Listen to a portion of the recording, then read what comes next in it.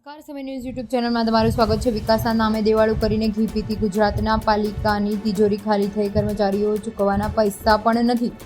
જાણીને નવાઈ લાગશે કે સુખ સંપત્તિ કરનાર ગુજરાતમાં સરકારનું મોટું સંકટ આવ્યું છે. વિકાસના નામે દેવાળું કર્યું છે. ઘી પીતી ગુજરાતની સરકારની તિજોરી ખાલી થઈ છે. ગુજરાતમાં 107 નગરપાલિકા 3 મહિનાના કર્મચારીનો પગાર જ મળ્યો નથી અને ચીફ ઓફિસર સહિતના 10,000થી વધુ રોજ કામદારોને કાયમી કર્મચારીઓને પગારથી વંચિત થઈ રહ્યા છે. ત્યારે તમને જણાવી દઈએ કે તિજોરી ખાલી છે અને નગરપાલિકાના દેવાળું ફૂંકવાની અણી પર છે.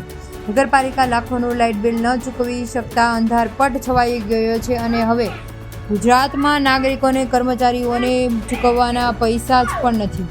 આમ અડઘડીએ વહીવટ સાબિત થયો છે. ત્યારે તમને જણાવી દઈએ કે 157 નગરપાલિકા અને તેમાંથી 107 નગરપાલિકાની તિજોરી ખાલી થઈ છે અને આ સાથે સ્થાનિક સ્વરાજની ચૂંટણીમાં પ્રતિનિધિ છે.